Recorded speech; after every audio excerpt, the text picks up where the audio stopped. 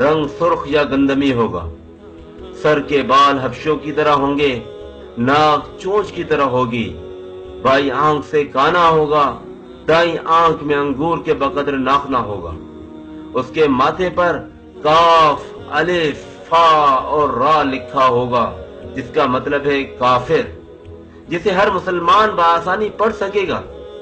اس کی آنکھ سوئی ہوگی مگر دل جاگتا رہے گا۔ شروع میں وہ ایمان و اصلاح کا دعویٰ لے کر آئے اٹھے گا، لیکن جیسے ہی تھوڑے بہت متبعین میسر ہوں گے تو وہ نبوت اور پھر خدائی کا دعویٰ کرے گا۔ اس کی سواری بھی اتنی بڑی ہوگی کہ اس کے دونوں کانوں کے درمیانی فاصلہ ہی 40 گز کا ہوگا۔ ایک قدم تا حد نگاہ مسافت کو طے کر لے گا۔ دجال پکا جھوٹا اور اعلیٰ درجے کا شعبدہ باز ہوگا۔ اس کے پاس غلوں کے ڈھیر اور پانی کی نہریں ہوں گی۔ زمین میں مدفون تمام خزانے باہر نکل کر شہد کی مکھیوں کی مانند اس کے ساتھ ہو لیں گے۔ جب قبیلہ اس کی خدائی پر ایمان لائے گا، دجال اس پر بارش برسا دے گا، جس کی وجہ سے کھانے پینے کی چیزیں ابل پڑیں گی، درختوں پر پھل آ جائیں گے۔ کچھ لوگوں سے آ کر کہے گا، اگر میں تمہارے ماں باپوں کو زندہ کر دوں تو کیا تم میری خدائی کا اقرار کرو گے؟ لوگ اس بات میں جواب دیں گے، اب دجال کے شیطان اور اس کے چیلے ان لوگوں کے ماں باپوں کی شکل میں نمودار ہوں گے۔ نتیجتاً بہت سے افراد ایمان سے ہاتھ دھو بیٹھیں گے۔ اس کی رفتار آندھیوں سے زیادہ تیز اور بالوں کی طرح رواں ہوگی۔ وہ کرشموں اور شعبدہ بازیوں کو لے کر دنیا کے ہر چپا چپا کو روندے گا۔ تمام دشمنان اسلام اور دنیا بھر کے یہودی امت مسلمہ کے بغض میں اس کی پشت پناہی کر رہے ہوں گے۔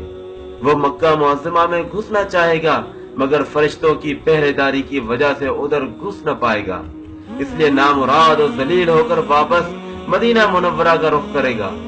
اس وقت مدینہ منورہ کے 7 دروازے ہوں گے اور ہر دروازے پر فرشتوں کا پہرا ہوگا، لہذا یہاں بھی منہ کی کھانی پڑے گی۔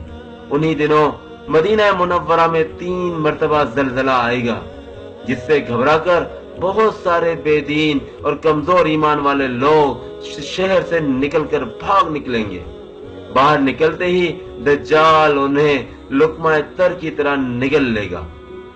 آخر ایک بزرگ اس سے بحث و مناظرہ کے لیے نکلیں گے اور خاص اس کے لشکر میں پہنچ کر اس کی بابت دریافت کریں گے۔ لوگوں کو اس کی باتیں شاخ گزریں گی، لہذا اس کے قتل کا فیصلہ کر دیں گے، مگر چند افراد آڑے آ کر یہ کہہ کر روک دیں گے کہ یہ ہمارے خدا یعنی دجال کی اجازت کے بغیر اس کو قتل نہیں کیا جا سکتا۔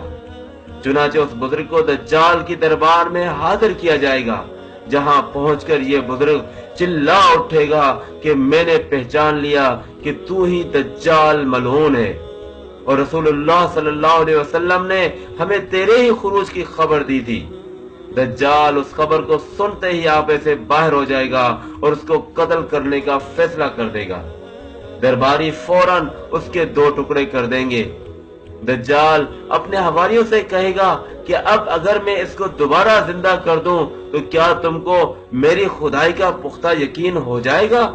یہ دجالی گروپ کہے گا کہ ہم تو پہلے ہی آپ کو خدا مانتے ہوئے آ رہے ہیں، البتہ اس معجزے سے ہمارے یقین سے اور اضافہ ہو جائے گا۔ دجال اس بزرگ کے 2 ٹکڑوں کو اکٹھا کر کے زندہ کرنے کی کوشش کرے گا۔ ادھر وہ بزرگ بوجہ حکم الہی کھڑے ہو جائیں گے اور کہیں گے، اب تو مجھے اور زیادہ یقین آ گیا کہ تو ہی دجال ملعون ہے، اور وہ جھنجلا کر دوبارہ انہیں ذبح کرنے کا چاہے گا، لیکن اب اس کی قدرت سلب کر لی جائے گی۔ دجال شرمندہ ہو کر انہیں اپنی جہنم میں جھونک دے گا، لیکن یہ آگ ان کے لیے ٹھنڈی اور گلزار بن جائے گی۔ اس کے بعد وہ شام کا رخ کرے گا، لیکن دمشق پہنچنے سے پہلے ہی حضرت مہدی علیہ السلام وہاں پہنچ چکے ہوں گے۔ دجال دنیا میں صرف 40 دن رہے گا۔ اس کا پہلا دن 1 سال کے برابر، دوسرا دن 1 مہینے کے برابر اور تیسرا دن 1 ہفتے کے برابر ہوگا۔ جبکہ باقی 37 دن عام معمول کے مطابق ہوں گے۔ امام مہدی علیہ السلام دمشق پہنچتے ہی زور و شور سے جنگ کی تیاری شروع کر دیں گے، لیکن صورتحال بظاہر دجال کے حق میں ہوگی، کیونکہ وہ اپنی مادی و افرادی طاقت کے بل پر پوری دنیا میں دھاک بٹھا چکا ہوگا۔ اس لیے عسکری طاقت کے اعتبار سے اس کو شکست بظاہر مشکل ہوگی، مگر اللہ کی تائید اور نصرت کا سب کو یقین ہوگا۔ حضرت مہدی علیہ السلام اور تمام مسلمان اسی امید کے ساتھ دمشق میں دجال کے ساتھ جنگ کی تیاریوں میں ہوں گے کہ تمام مسلمان نمازوں کی ادائیگی دمشق کی قدیم شرح آفاق مسجد میں جامع اموی میں ادا کرتے ہوں گے۔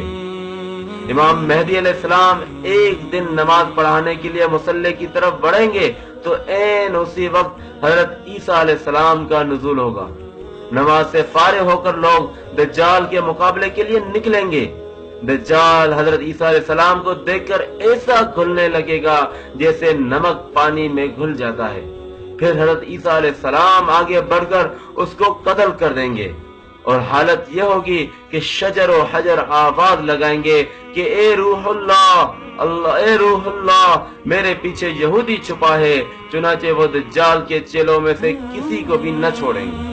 پھر وہ سلیب کو توڑ دیں گے، یعنی سلیب پرستی ختم کر دیں گے، اور اس کے بعد خنزیر کو قتل کر کے جنگ کا خاتمہ کریں گے۔ اس کے بعد مال و دولت کی ایسی فراوانی ہوگی کہ اسے کوئی قبول ہی نہ کرے گا، اور لوگ ایسے دیندار ہو جائیں گے کہ ان کے نزدیک ایک سجدہ دنیا وما فیہا اور دنیا کی تمام چیزوں سے بہتر ہوگا۔ یہ قصہ جو صحیح مسلم حدیث کی مستند ترین کتابوں صحیح مسلم، ابن ماجہ، ابو داؤد اور ترمذی اور طبرانی اور حاکم اور احمد میں اسی طرح واقع ہے۔